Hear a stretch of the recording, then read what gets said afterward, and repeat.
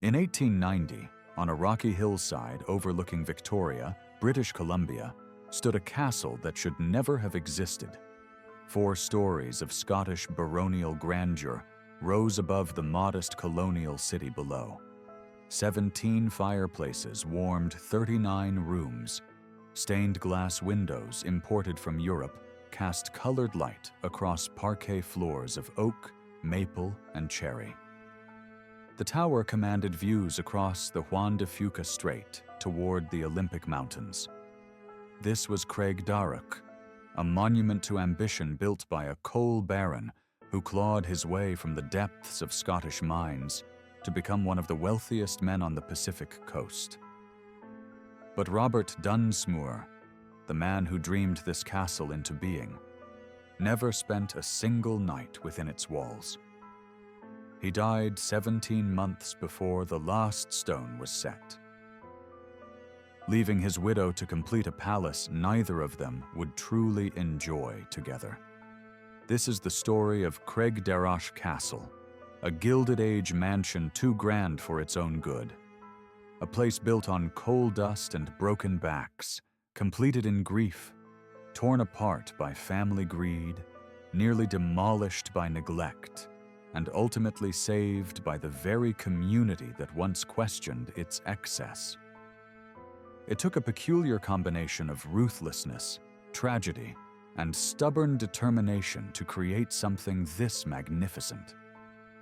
The money came from coal, from mines where men died in darkness so one family could live in splendor.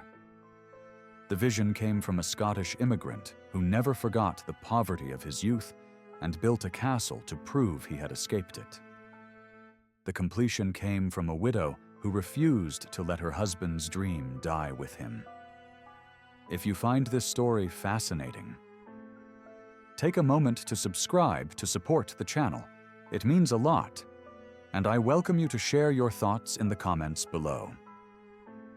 Craigdarroch began as a promise, a vow made by a man who understood that in the New World, wealth could buy what birth never could. Robert Dunsmuir would show everyone who had ever doubted him exactly how far a miner's son could rise. His castle would be the proof. But the cost of that proof would haunt his family for generations. Robert Dunsmuir was born in 1825 in Hurlford, Scotland, a small mining village in Ayrshire, where the sky was perpetually grey and the coal dust never quite washed off.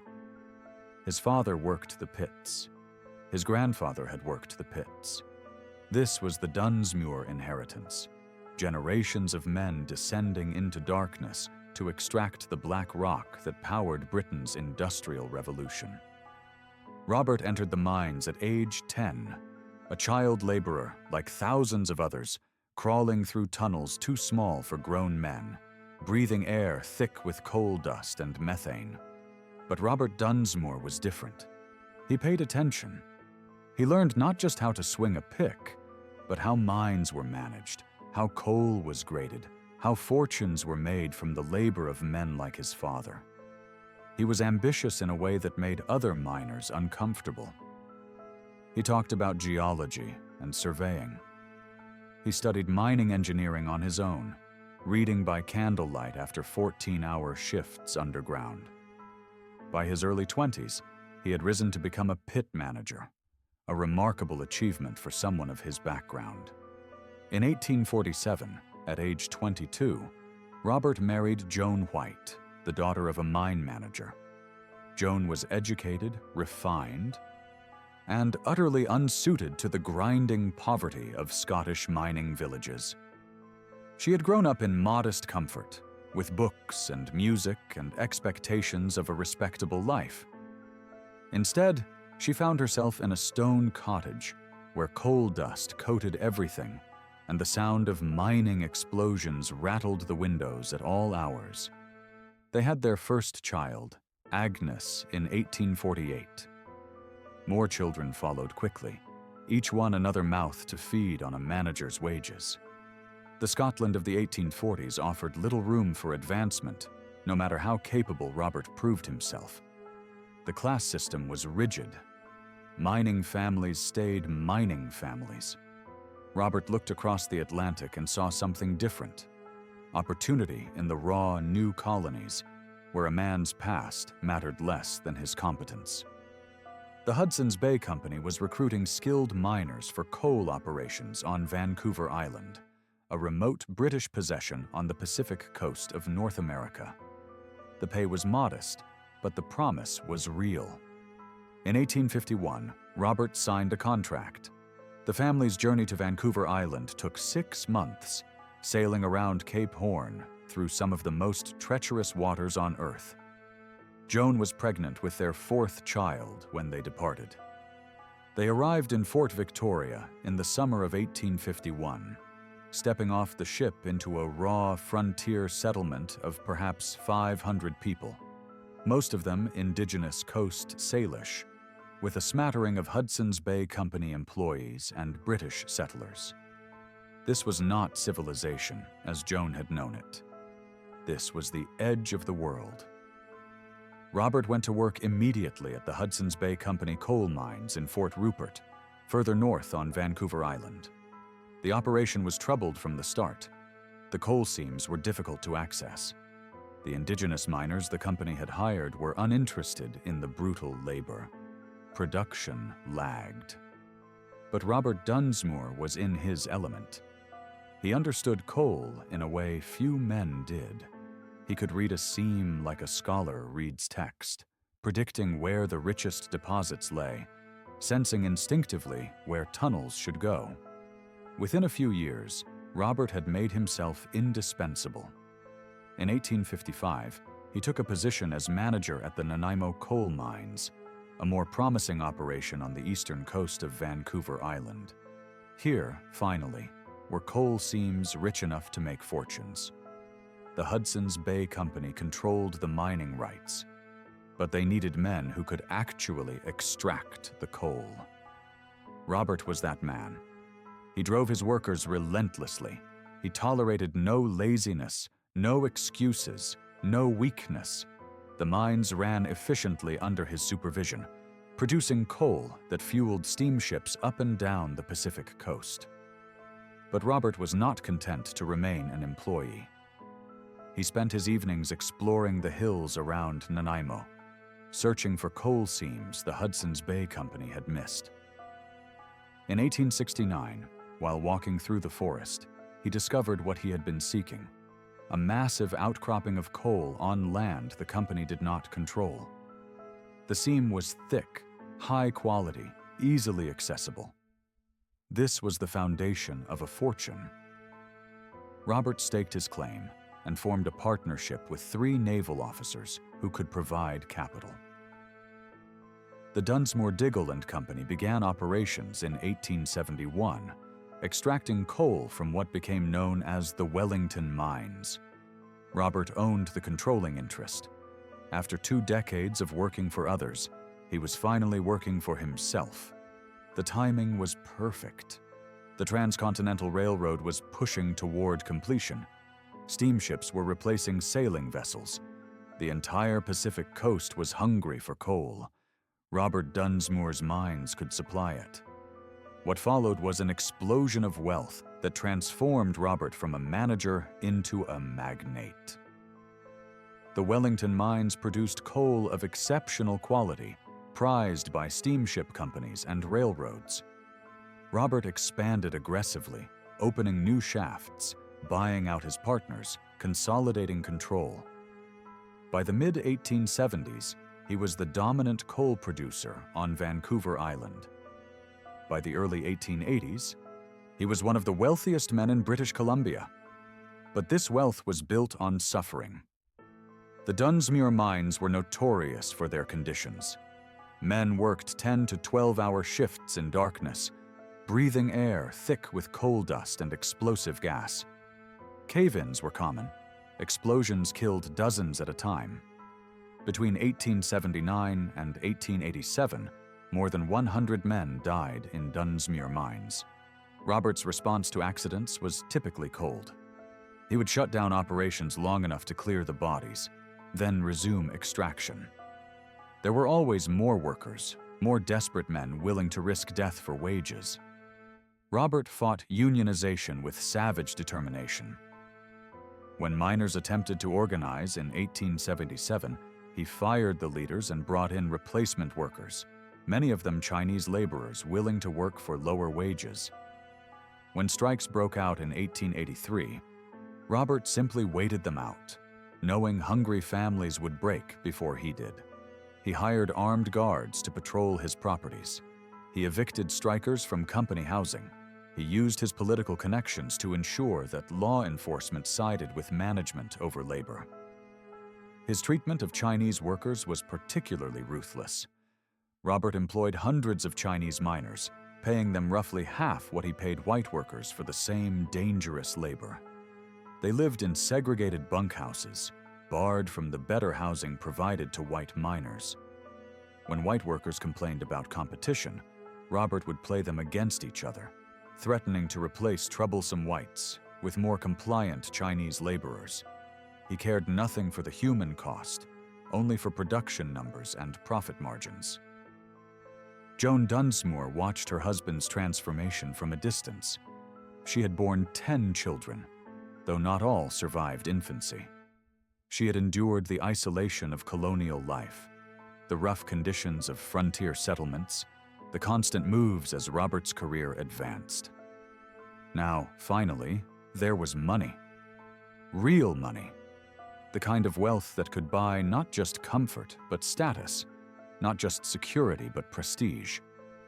Joan wanted what any woman of her generation would want after decades of hardship. She wanted a proper home. In Victoria, the capital city of British Columbia, the social hierarchy was rigid and unforgiving. The old guard consisted of British naval officers, colonial administrators, and Hudson's Bay Company officials who traced their positions to the earliest days of settlement. These families looked down on the newly rich, especially those like Robert Dunsmuir, who had made their fortunes through industrial labor. Robert was wealthy, but he was still, in their eyes, a coal miner. Joan felt the sting of that condescension every time she encountered Victoria society. Robert's response was characteristically direct. If Victoria society would not accept him as an equal, he would build something so grand they would have no choice. He would construct a mansion that dwarfed anything in the city, a statement in stone and wood that his wealth and power could not be ignored. He was approaching 60 years old, one of the richest men in British Columbia, and he intended to enjoy the fruits of his labor in appropriate style. More than that, he intended to prove something. The site he selected was perfect for his purposes. A rocky hillside on the outskirts of Victoria, elevated above the city, commanding views of the water and mountains beyond. The location was far enough from the modest downtown to feel estate-like, close enough to remain accessible. Most importantly, it was visible. Anyone looking up from Victoria would see Dunsmuir's castle on the hill, a constant reminder of who now held power in British Columbia. Robert named his future home Craigdarroch, a Scottish Gaelic phrase meaning Rocky Oak Place. The name evoked his Scottish heritage while referencing the rugged landscape of his chosen site. This would be his monument, proof that a miner's son from Hurlford could build something that Scottish lords would envy. He hired Portland architect Alexander Dunn to design it, though some sources suggest the design may have involved input from other architects as well. The plans called for 39 rooms spread across 4 floors, with a tower rising even higher to survey the domain below. The architectural style would be Scottish baronial revival, a romantic Victorian interpretation of medieval Scottish castles. This was not authentic medieval architecture. It was something far more elaborate, combining elements from various periods into a fantasy of what a Scottish nobleman's residence should look like. Steep gabled roofs, turrets, elaborate stonework, Gothic arches, and oriel windows all contributed to an effect of theatrical grandeur. The house would not merely shelter a family, it would announce their arrival among the elite. Construction began in 1887. Robert Dunsmuir was 62 years old, wealthy beyond measure, and finally ready to live as he believed his success entitled him. He spared no expense. The exterior would be brick, but not ordinary brick. Craftsmen shaped and placed each brick in decorative patterns. The mortar was mixed with precision to ensure longevity. Stone trim around windows and doors was carved by skilled masons. The roof would be covered in slate tiles, imported at considerable cost, each one fitted to shed the heavy rains that drenched Victoria each winter. Inside, the specifications were even more extravagant. Robert ordered 17 fireplaces, each one unique, each one finished in different stone or marble. The main staircase would be oak, rising 4 stories in a dramatic ascent, lit by stained glass windows on each landing. The windows themselves were masterworks, commissioned from craftsmen who understood both artistry and engineering. Some featured intricate floral patterns. Others depicted scenes or geometric designs. All were expensive beyond ordinary imagination. The floors throughout the main rooms would be parquet, intricate patterns of oak, maple, mahogany, and cherry, fitted together like puzzles. Craftsmen spent weeks on individual rooms, ensuring each piece locked perfectly with its neighbors. The ceilings were finished with elaborate plasterwork, molded cornices and ceiling roses that required specialized artisans to create. Woodwork throughout the house was hand-carved, from door frames to wainscoting to built-in cabinets. Much of it featured Scottish thistle motifs, a constant reminder of Robert's heritage. The main floor would contain the public rooms, those spaces where Robert and Joan would entertain and demonstrate their cultured sophistication to Victoria society. A drawing room, a library, a billiards room, a dining room capable of seating 20. Each room would be furnished with the finest available furniture, much of it imported from San Francisco or even Europe. Heavy velvet drapes would frame the windows. Oriental carpets would cover portions of the parquet floors. Oil paintings in gilt frames would hang on walls paneled in rich wood. The second floor contained family bedrooms and private sitting rooms. These spaces were more intimate, but no less carefully finished. Each bedroom had its own fireplace. The bathrooms, a luxury still unusual in the 1880s, were fitted with porcelain fixtures and a running water supplied by a sophisticated system of tanks and pipes. Hot water came from a coal-fired boiler in the basement, a system that required constant attention from staff, but provided comfort unmatched in most Victoria homes. The third floor held additional bedrooms, likely intended for older children or important guests. The fourth floor and tower served various purposes, including servants' quarters and storage. From the tower, one could see for miles in every direction, across the city to the harbor, across the strait to the mountains beyond.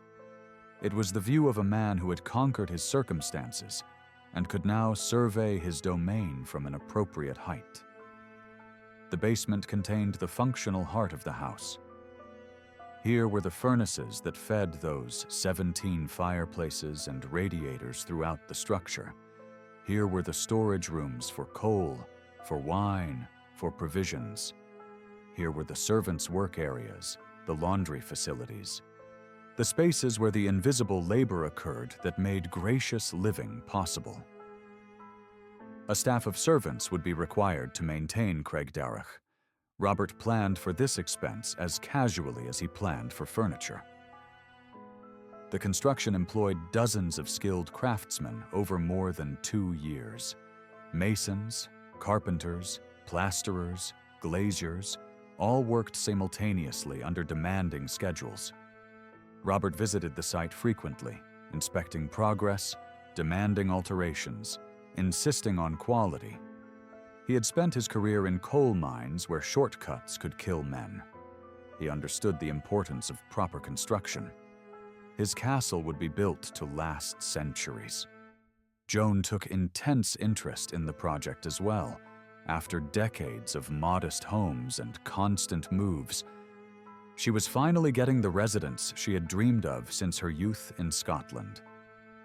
She consulted with Robert on interior details, on color schemes and furniture placement, and which rooms should serve what purposes. She imagined the dinners she would host, the social gatherings that would finally establish the Dunsmuirs as the first family of Victoria. She was approaching 60 herself, and this would be her palace, the reward for a lifetime of endurance. But Robert Dunsmuir would never see his dream completed. On April 12, 1889, while visiting Victoria to check on construction progress, Robert collapsed. He was 63 years old, exhausted from decades of relentless work and the stress of managing a mining empire. His health had been declining for months, but he had refused to slow down.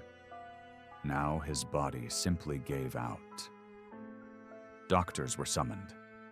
Joan rushed to his side. For days, Robert lingered, sometimes conscious, sometimes delirious. The castle on the hill stood unfinished, so close to completion but still lacking its master. Robert Dunsmuir died on April 12, 1889, 17 months before Craigdarroch Castle would be finished. He had built an empire from nothing. He had clawed his way from the bottom of Scottish coal mines to the summit of British Columbia society.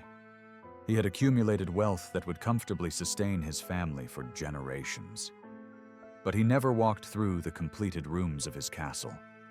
He never sat before any of those 17 fireplaces. He never climbed that grand oak staircase to the tower to survey his domain. The man who built Craigdarroch died before he could truly claim it. Joan Dunsmuir was left with an unfinished mansion and a fortune she had never managed herself. She was 58 years old, a widow with adult children and a legacy to preserve. She could have stopped construction, could have sold the property and moved somewhere more modest. But Joan had spent too many years waiting for this moment. Craigdarroch was not just Robert's dream.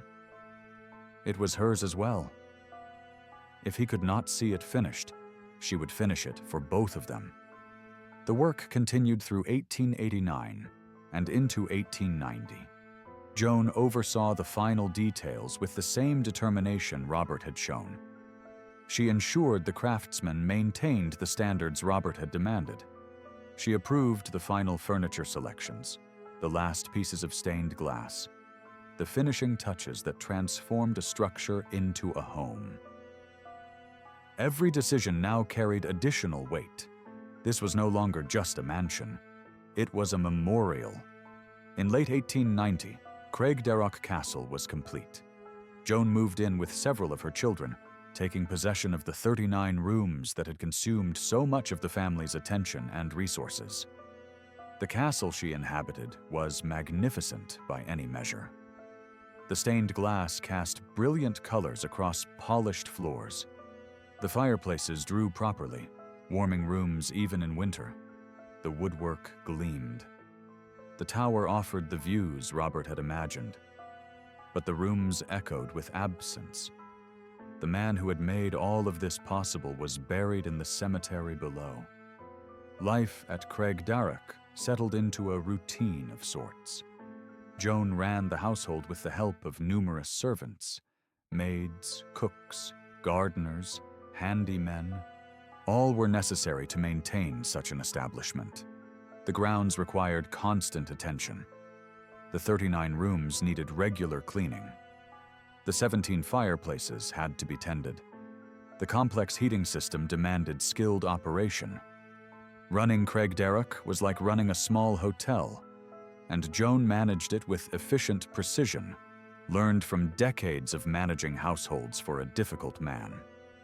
She entertained occasionally, hosting dinners and social gatherings that finally gave her access to Victoria's upper circles. The women who had once looked down on her as a coal miner's wife now accepted invitations to Craigdarroch, curious to see the famous castle, envious of its opulence. Joan moved among them with quiet satisfaction. She had outlasted their condescension. She had survived to claim the position Robert had fought for. The widow Dunsmuir was now one of the wealthiest women in British Columbia, and her home proved it. But Craigdarroch was never quite the happy family home Joan might have hoped for.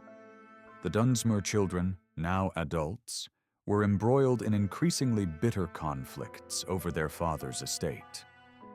Robert had left behind not just the castle, but coal mines, real estate, investments, and business interests worth several $1 million, an immense fortune for the era. His will divided the estate among his surviving children, but not equally, and the terms were complex. The eldest son, James Dunsmuir, had been groomed to take over the business empire. He inherited the controlling interest in the coal operations. But other children felt they deserved more. Litigation began almost immediately after Robert's death. Siblings sued siblings. Lawyers enriched themselves arguing over mining shares and property titles. Joan found herself mediating between her own children, trying to preserve family unity while watching her offspring tear at each other over money. The wealth that was supposed to bring security and happiness had instead brought endless conflict. James Dunsmuir proved to be as ruthless as his father. He expanded the mining operations, fought unions even more aggressively than Robert had, and accumulated personal wealth that eventually exceeded his father's fortune. He built his own mansion, Hatley Castle, even grander than Craigdarroch. The competition between siblings extended even to their homes, each trying to outdo the others in displays of wealth. The Dunsmuir family was fracturing under the weight of its own success. Joan lived at Craigdarroch for 18 years after Robert's death. She saw her children marry, divorce, sue each other, and drift apart. She watched Victoria grow and modernize around her, transforming from a frontier capital into a proper city. She maintained the castle as Robert would have wanted, keeping the standards high, the appearance impeccable. She was determined that Craigdarroch would not decay while she lived. Joan Dunsmuir died in 1908 at the age of 77. She had outlived her husband by 19 years, long enough to see both the triumph and the tragedy of the fortune he had built. She died in Craigdarroch, in the castle that had been built as a monument to ambition, but had become something sadder, a beautiful prison where a family slowly destroyed itself. With Joan's death, the last connection to Craigdarroch's original purpose was severed. The castle now belonged to the children, and they wanted nothing to do with it. What followed was rapid decline. None of Robert and Joan's surviving children wanted to live in Craigdarroch. James had his own grander mansion. The others had their own homes, their own lives, their own portions of the family fortune to manage and fight over. The castle that had cost so much to build, that had consumed so much attention and hope, was now simply an asset to be liquidated. In 1909, just 1 year after Joan's death, the family held an auction. For 3 days, buyers wandered through Craigdarroch, selecting items to purchase. Furniture that Joan had chosen carefully was sold to the highest bidder. Paintings came down from walls. Carpets were rolled up and carried away. Decorative objects, dishes, linens, everything that made Craigdarroch a home was dispersed across Victoria. By the time the auction ended, the castle was an empty shell. The rooms echoed. The fireplaces stood cold. The stained glass windows cast their colors on bare floors. The Dunsmuir daughters sold the castle itself in 1910. The buyer was a syndicate of investors who saw opportunity in the substantial building. Victoria was growing rapidly. Demand for housing and institutional buildings was high. Craigdarroch could serve a new purpose, even if that purpose bore no resemblance to what Robert and Joan had intended. What followed was a succession of institutional uses, each one transforming the castle a bit further from its original residential character. During World War I, Craigdarroch served as a military hospital. Soldiers recovering from wounds received treatment in rooms that had been designed for entertaining Victoria's elite. The drawing room became a ward. The dining room held medical supplies. The grand staircase accommodated wheelchairs and stretchers. The building that was supposed to demonstrate the triumph of wealth now housed men broken by war. After the war ended, Craigdarroch briefly returned to private ownership before being acquired by the Victoria School Board in 1921. For nearly 40 years, the castle served as Victoria College, an institution providing post-secondary education to young British Columbians. Classrooms filled the bedrooms. The library became a study hall. The billiards room held desks and blackboards. Generations of students attended classes in rooms where Robert Dunsmuir had intended to host dinner parties. Few of them knew the building's history. Fewer cared. It was simply their school. The decades as an educational institution took their toll. The building was maintained, but not cherished. Original features were painted over or removed to suit institutional needs. Some of the stained glass was damaged or replaced with plain glass. Portions of the decorative plasterwork cracked and fell. The parquet floors were scuffed by thousands of student feet. The castle was slowly losing the character that had once made it magnificent. In 1946, the Victoria School Board moved most of its operations to a new campus. Craigdarroch served as administrative offices for several more years, then stood largely empty through much of the 1950s. The building was aging. Maintenance was expensive. The neighborhood around it was changing. Some city officials began suggesting that Craigdarroch should be demolished. The land was valuable. A modern structure could make better use of the site. Why preserve an old mansion that served no clear purpose? This attitude was typical of the era. Across North America, Victorian architecture was considered outdated, excessive, unfashionable. Cities were demolishing elaborate 19th century buildings to make room for parking lots and modern structures. Craigdarroch, despite its historical significance, seemed destined for the same fate. The castle that had survived Robert's death, Joan's widowhood, family conflict, and decades of institutional use, now faced its greatest threat: simple indifference. In 1959, the Victoria School Board sold Craigdarroch to the Victoria branch of the Royal Jubilee Hospital for use as administrative offices. But the hospital found the building poorly suited to their needs. The elaborate room divisions made office layouts difficult. The heating system was antiquated and expensive to operate. The building required constant maintenance. Within a few years, the hospital was also looking to sell. Through the 1960s and early 1970s, Craigdarroch's future remained uncertain. Various proposals circulated. Some wanted to convert it to apartments. Others suggested a hotel. A few preservation-minded citizens argued for museum status. But funding was always the obstacle. Maintaining a building as large and elaborate as Craigdarroch required substantial resources. Who would pay for it? And for what purpose? The answer came from an unexpected direction. In 1974, a group of concerned Victoria citizens formed the Craigdarroch Castle Historical Society with the specific goal of preserving the building. They lobbied government officials, raised public awareness, and argued passionately that Craigdarroch represented an irreplaceable piece of British Columbia history. This was not just an old mansion. This was the physical embodiment of the province's transition from colonial outpost to industrial powerhouse. Robert Dunsmuir's story, for all its darkness, was British Columbia's story. The castle deserved preservation.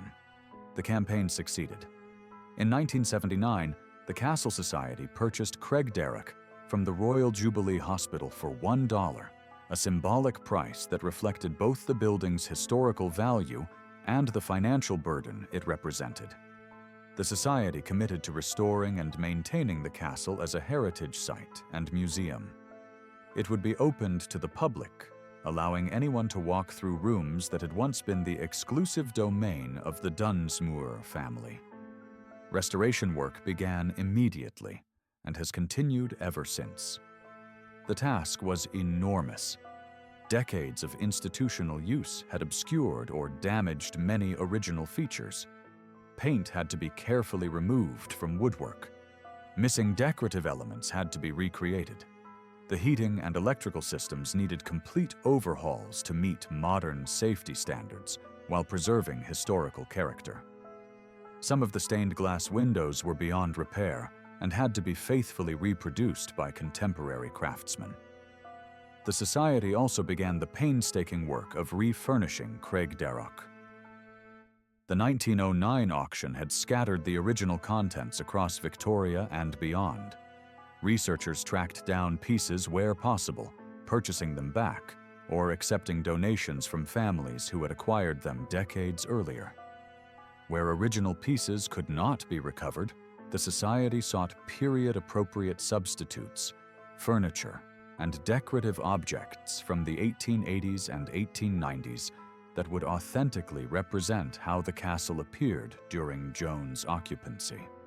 Slowly, room by room, Craigdarroch returned to something approaching its original appearance.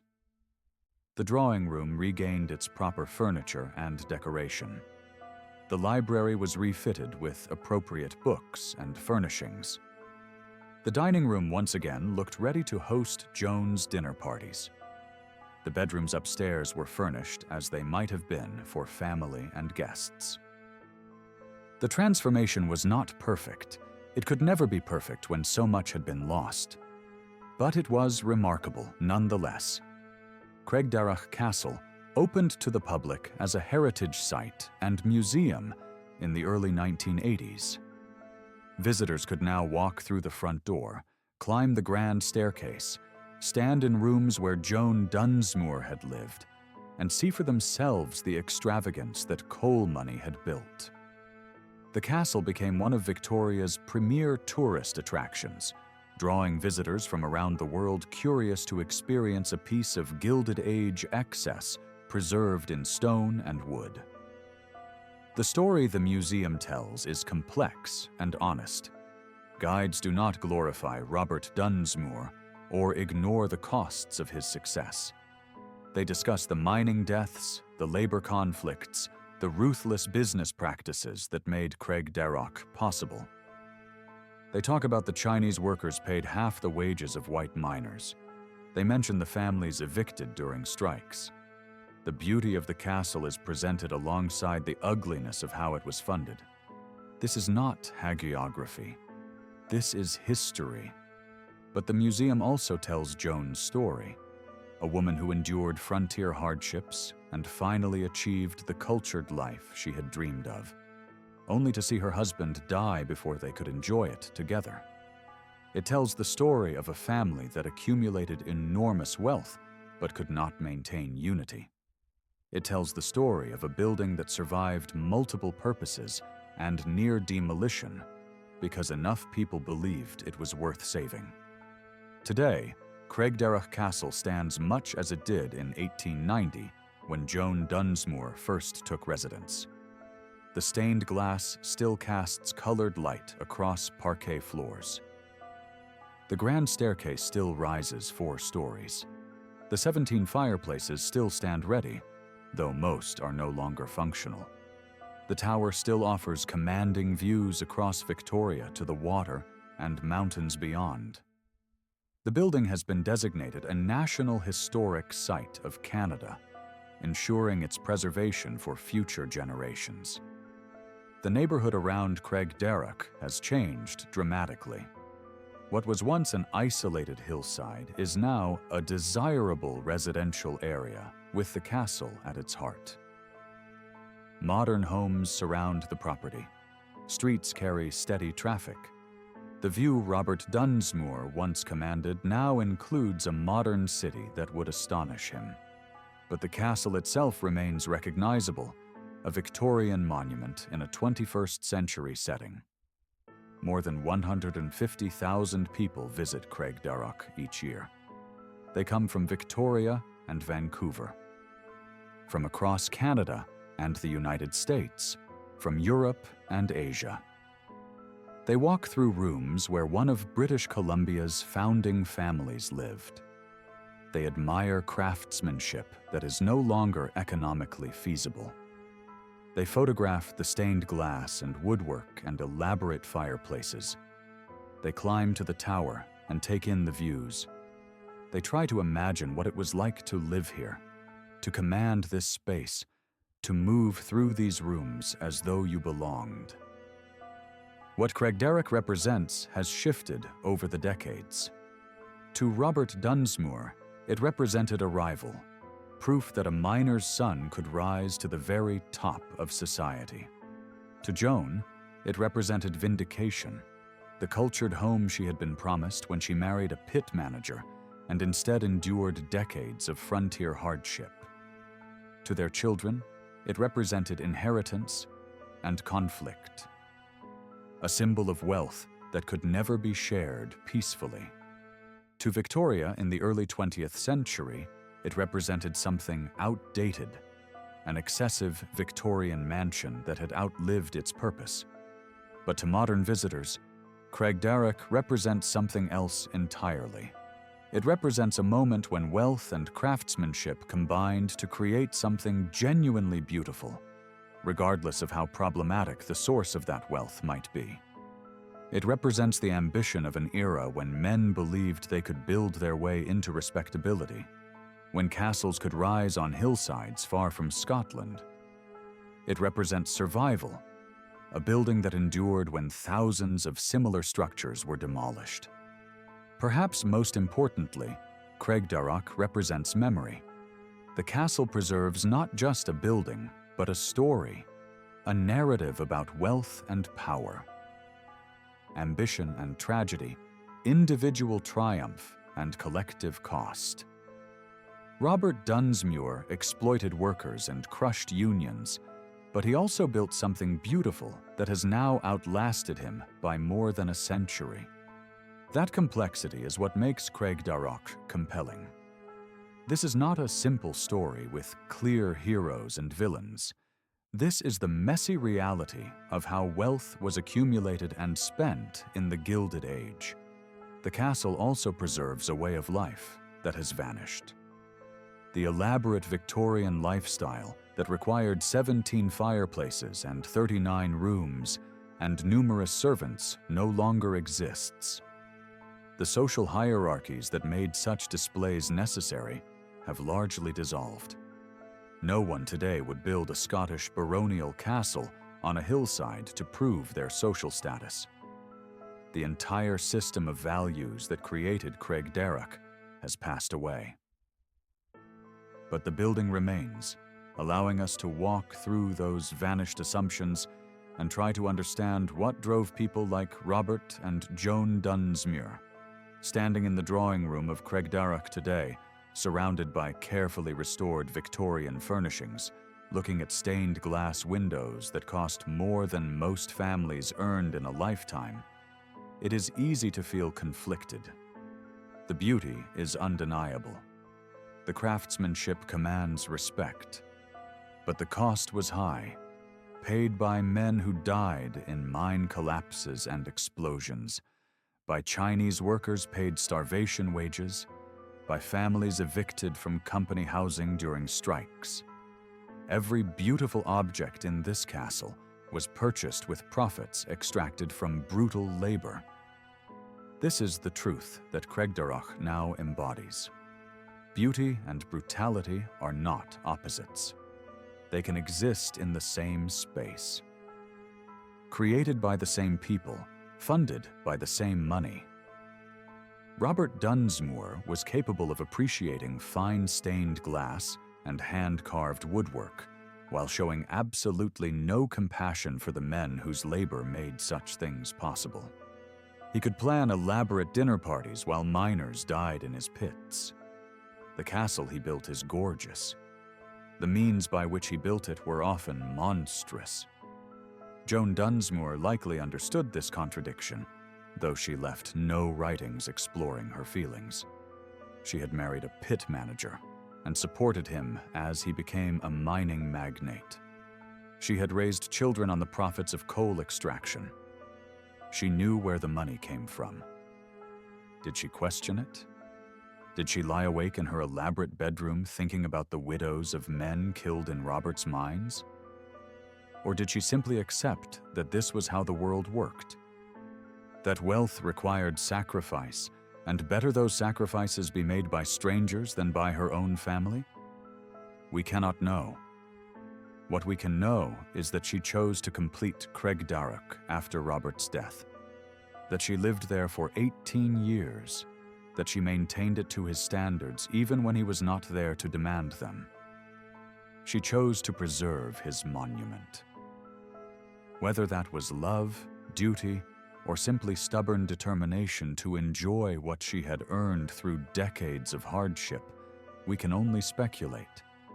The Dunsmuir children who fought over their inheritance and then abandoned Craigdarroch represent another truth about wealth. Money can poison family relationships. The siblings who should have been bound by shared grief after losing both parents instead tore at each other in courtrooms. The fortune that was supposed to provide security instead provided endless conflict. None of them wanted to live in the castle their father built, perhaps because it reminded them too much of him, or perhaps because they had already built their own monuments and had no need for his. The building itself is innocent of all this human drama. Craigdarroch is simply stone and wood, glass and plaster, shaped by skilled hands into something beautiful. It cannot be blamed for the suffering that funded its construction. It cannot be credited with the joy it occasionally provided. It simply exists, a physical artifact that outlasted the people who created it and the society that first occupied it. This is perhaps why the preservation of Craigdarroch matters. The castle allows us to confront complexity honestly. We can admire the craftsmanship while condemning the exploitation. We can appreciate the beauty while acknowledging the brutality. We can recognize that history is not simple, that the past was lived by flawed people who created both wonders and horrors, sometimes simultaneously. The volunteers and staff who maintain Craigdarroch today are custodians of this complex legacy. They polish the woodwork and repair the plasterwork. They research the history and give tours. They answer questions from visitors who want to understand how people lived in the Gilded Age. They preserve not just a building, but a conversation with the past, a dialogue about wealth and power, ambition and consequence.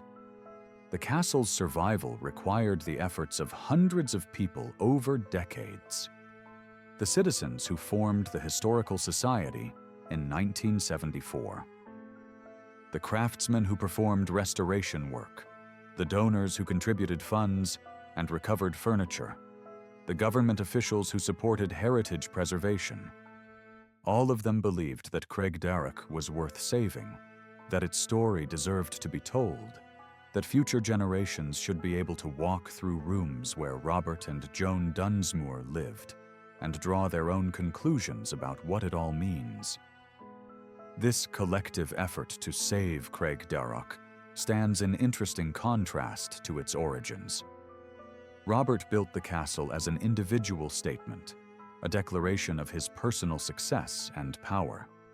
But the castle's survival depended on community action, on people working together because they valued something beyond their own interests. The monument to individual ambition was preserved by collective commitment. There is irony in that, and perhaps a kind of justice. Walking through Craigdarroch today, climbing the grand staircase that Robert never climbed, standing in the tower looking out at views he never saw, it is impossible not to think about mortality and legacy. Robert Dunsmuir accumulated vast wealth and built this elaborate monument to his success, but he died before he could enjoy it. His life's work was completed by his widow. His children fought over his fortune and abandoned his castle. The building that was supposed to establish his dynasty became a hospital, a school, and nearly became rubble. What remains now is not the Dunsmuir name as a symbol of power. That has largely faded except in historical contexts. What remains is the building itself, stripped of its original purpose, transformed into something Robert never intended, but perhaps more valuable. Craigdarroch is no longer a private residence demonstrating one family's wealth. It is a public resource, a place where anyone can come to learn and reflect and connect with history. The stained glass windows that Robert ordered to impress Victoria society now impress tourists from around the world, but for different reasons. The craftsmanship is what matters now, not the cost. The beauty is what endures, not the social status it was meant to confer. The castle has been freed from its original purpose and can now simply be appreciated for what it is, a remarkable example of Victorian architecture and decoration, preserved against considerable odds. Joan Dunsmuir would probably be pleased to know that people still walk through her home, admiring the details she selected, marveling at the spaces she inhabited. She might be less pleased that it is now a museum rather than a private residence, that strangers tramp through her bedroom and examine her possessions. But she might also recognize that this is the only way Craigdarroch could have survived. Private mansions are demolished when they become inconvenient. Museums are preserved because they serve a public purpose. Robert would likely have mixed feelings about Craigdarroch's current status. On one hand, his castle is famous. People travel from distant countries to see what he built. His name is known by thousands who visit each year. He achieved a kind of immortality through architecture. On the other hand, his ruthlessness and exploitation are also part of the story now. The museum does not hide the dark aspects of how his fortune was made. His monument has become a complicated legacy, both admired and criticized. But perhaps that is appropriate. Robert Dunsmuir was a complicated man. He lifted himself from genuine poverty through intelligence and determination. He also crushed workers and showed no mercy to those who stood in his way. He loved his wife enough to promise her a castle. He died before he could fulfill that promise completely. He built an empire. He destroyed countless lives in the process. He cannot be simply hero or villain. He was both, and Craigdarroch now reflects that complexity. The castle stands today as a monument not just to the Dunsmuir family, but to an entire era. The Gilded Age was a time of tremendous wealth creation and tremendous suffering. Industrialization made some people fantastically rich, while condemning millions to dangerous labor and poverty. The beautiful mansions and elaborate lifestyles of the wealthy were built on foundations of exploitation and inequality. Craigdarroch embodies this contradiction. It is simultaneously a testament to human creativity and craftsmanship, and a reminder of human cruelty and greed. Modern visitors sometimes express discomfort when they learn about the source of the Dunsmuir fortune. They wonder if they should admire the castle when its beauty was purchased with such suffering. This discomfort is healthy. It reflects an understanding that aesthetic appreciation and moral judgment are not separate spheres.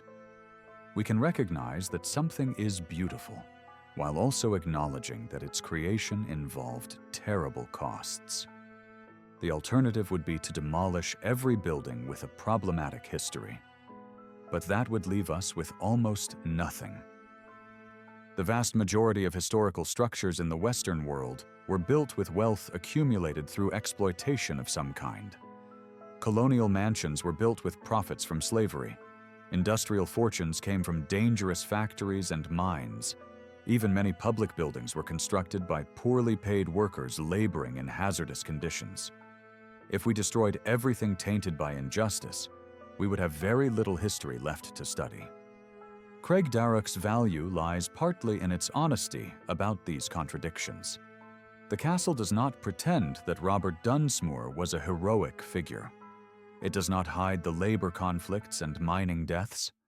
It presents the full picture and allows visitors to grapple with complexity. This is what good historical preservation should do: not sanitize the past, but present it in all its difficult reality. The building also serves as a reminder of how quickly circumstances can change. In 1890, Craigdarroch was a private mansion occupied by one of British Columbia's most powerful families. By 1910, it was empty and being sold off. By 1920, it was a college. By 1960, it was nearly demolished. The trajectory from symbol of wealth and power to potential rubble took only 70 years. Nothing is permanent. No fortune guarantees lasting influence. Robert built his castle expecting it to house Dunsmuirs for generations. Instead, it housed soldiers, students, and finally tourists. This impermanence is worth remembering in our own age of wealth accumulation. The billionaires of today, building their compounds and buying their influence, will also pass.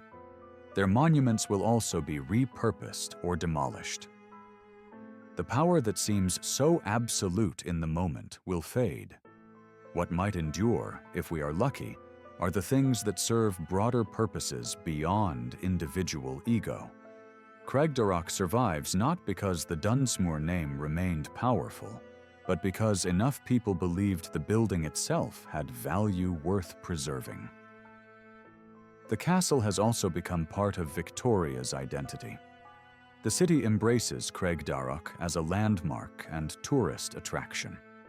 It appears on postcards and promotional materials. It serves as a venue for special events. School groups visit to learn about Victorian life and British Columbia history. The building that was once isolated on a hillside is now woven into the fabric of the city, a familiar presence that residents pass regularly and visitors seek out. This integration into community life represents another transformation. Robert built Craigdarroch partly to set himself apart from ordinary Victoria residents, to demonstrate his superiority and separation from common society. But the castle's survival required community support and participation. It is now owned by a historical society, maintained by staff and volunteers, visited by thousands of ordinary people each year. The monument to exclusivity has become a public resource. The symbol of one man's power has become a shared heritage. Inside the castle, the rooms whisper stories if you know how to listen. The drawing room where Joan entertained Victoria society. The library where Robert might have reviewed mining reports if he had lived to occupy the space. The dining room table set for an elaborate Victorian dinner that no one will eat. The bedrooms where children were raised and marriages endured or failed. The servants' quarters in the attic where invisible laborers maintained the illusion of effortless luxury. Every space has its history. The grand staircase is perhaps the most powerful space in Craigdarroch. Rising 4 full stories with stained glass windows, lighting each landing, it is both functional and theatrical. Victorian architecture often emphasized stairs as a stage where the wealthy could display themselves. Descending this staircase in evening dress, a lady could be admired by guests gathered below. The architecture created opportunities for performance, for demonstrating grace and elegance and wealth. But Robert never descended this staircase. Joan did many times over 18 years of residence.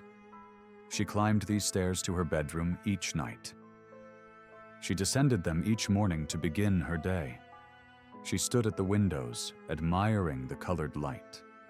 She placed her hand on the same railing that thousands of visitors now touch. The staircase connected her to spaces throughout her home, and now connects us to her across more than a century of time. The tower remains one of Craigdarroch's most distinctive features. From street level, it gives the castle its fairy tale quality, the element that makes the building look more like a fantasy than a home. Inside, climbing the narrow stairs to the top, visitors are rewarded with panoramic views. On clear days, you can see across the Juan de Fuca Strait to the Olympic Mountains in Washington state. You can see downtown Victoria, the harbor, the surrounding neighborhoods. You can understand why Robert chose this site. But the tower is also a reminder of isolation. It is the highest point of a building that was designed to set its occupants above everyone else, literally and figuratively. The view from the tower is magnificent, but it is also lonely. You see the world spread below, but you are separate from it, enclosed in your stone tower, looking out at a society you belong to but stand apart from. This was Robert's vision, superiority through separation. The tower embodies it perfectly. The 17 fireplaces scattered throughout Craigdarroch speak to both luxury and impracticality. In the 1880s, before central heating became standard, fireplaces were necessary for warmth. But 17 fireplaces in a single residence went far beyond necessity. This was conspicuous consumption, demonstrating that Robert could afford to heat 17 separate rooms, could employ enough servants to tend 17 fires, could command the resources to maintain such an establishment. Each fireplace was unique, finished in different stone or marble, a demonstration that even functional elements could be objects of beauty and expense. Today, most of these fireplaces are non-functional, preserved for historical display rather than practical use. The castle has modern heating. The fires that once warmed Victorian residents are now cold. But the fireplaces remain as evidence of a vanished lifestyle, when maintaining comfort required constant labor, when homes were colder and draftier, and required elaborate systems to make them livable. We take warmth for granted now. The Dunsmuirs could take it for granted only because they could afford servants to maintain it.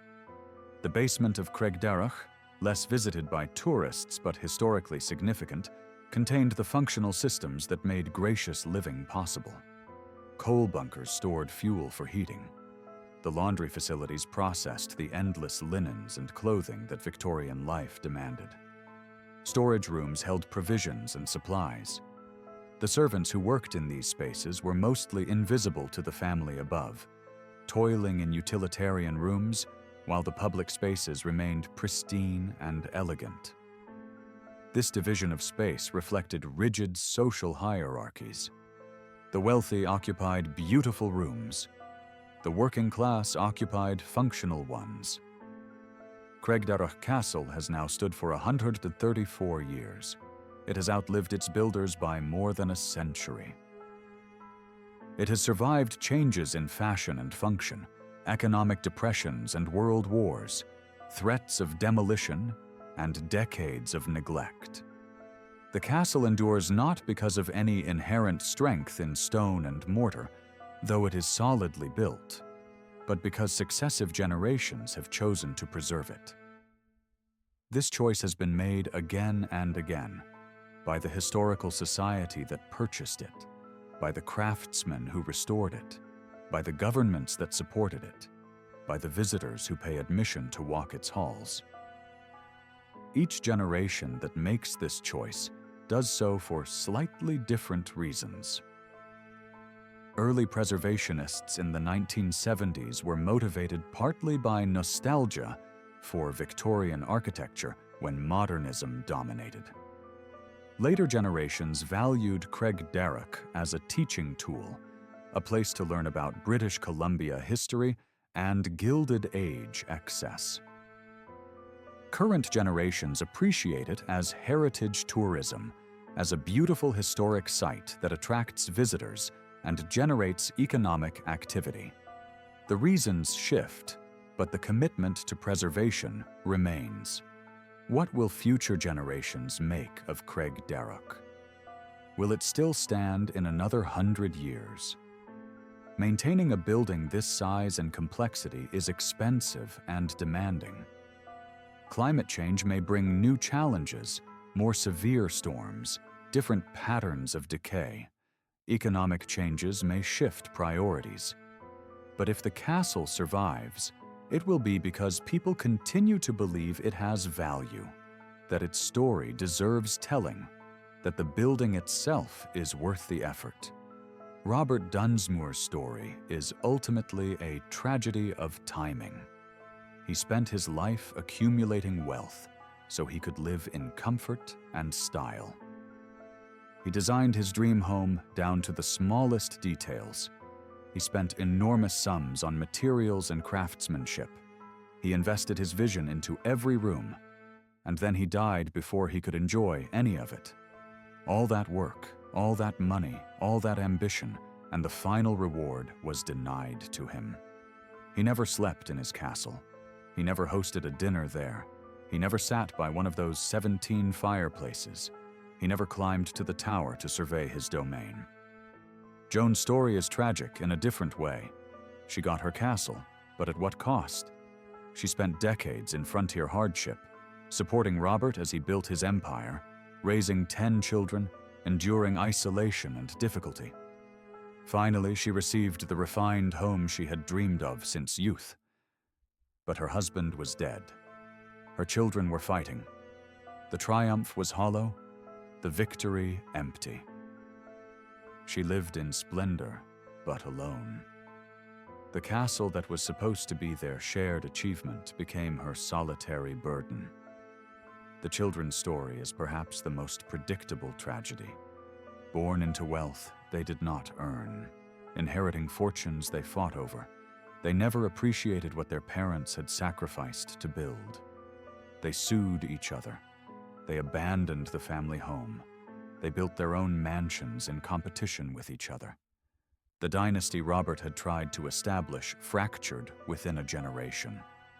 The Dunsmuir name, which he had worked to make synonymous with power and success, became associated with family conflict and squandered inheritance.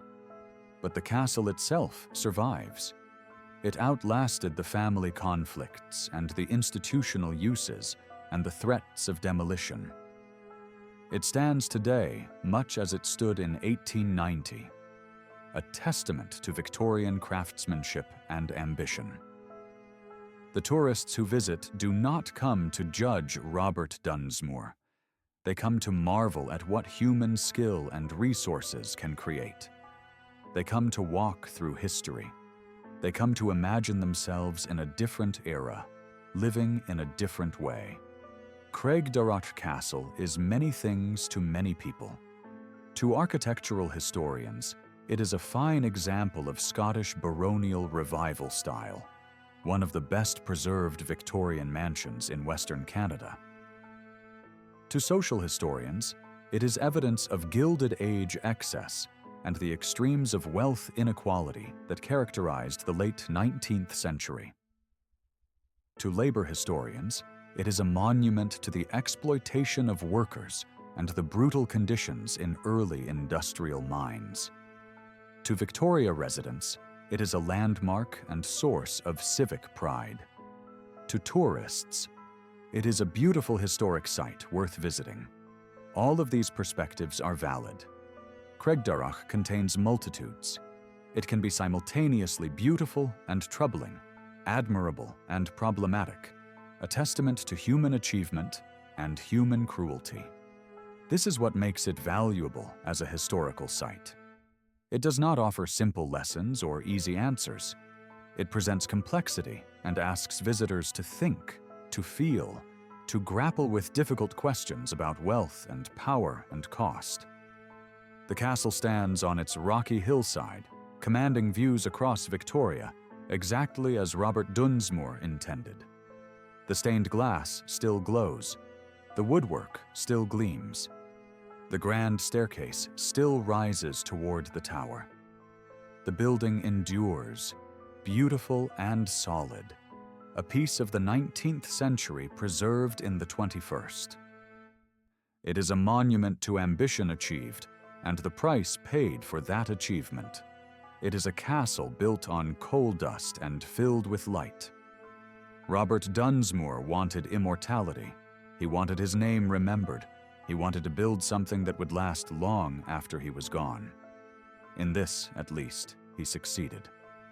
His castle stands 134 years after its completion, visited by thousands, admired by many, a permanent part of British Columbia's landscape and history. He never lived there.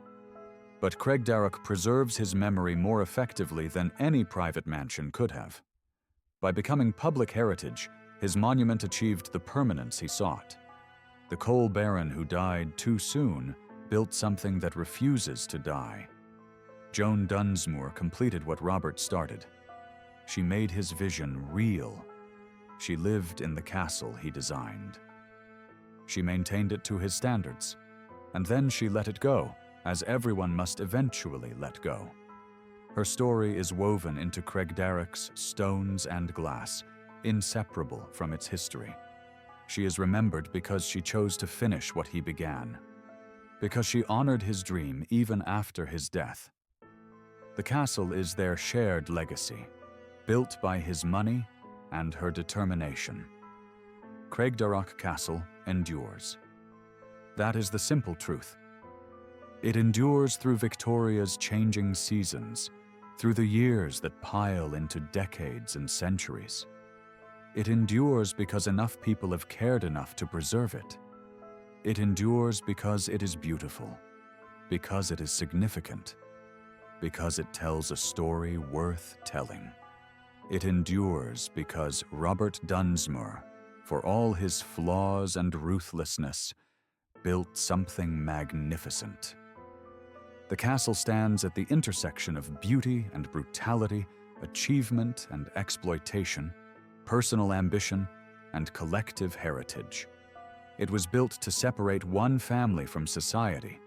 It now serves to connect everyone to history. It was meant to demonstrate wealth and power. It now demonstrates the fragility of both. It was intended to last forever. It has lasted long enough to teach us that forever is always temporary, that stone and wood outlast the people who shape them, that monuments become what future generations make of them. Craigdarroch Castle, the Gilded Age mansion too grand for its owners, stands today as something neither Robert nor Joan Dunsmuir could have imagined. Not a private residence, but a public trust. Not a demonstration of power, but a demonstration of preservation. Not a monument to one family, but a gift to everyone who walks through its doors and climbs its stairs and stands in its tower, looking out at a world that has changed almost beyond recognition, while the castle itself remains wonderfully, stubbornly, magnificently the same.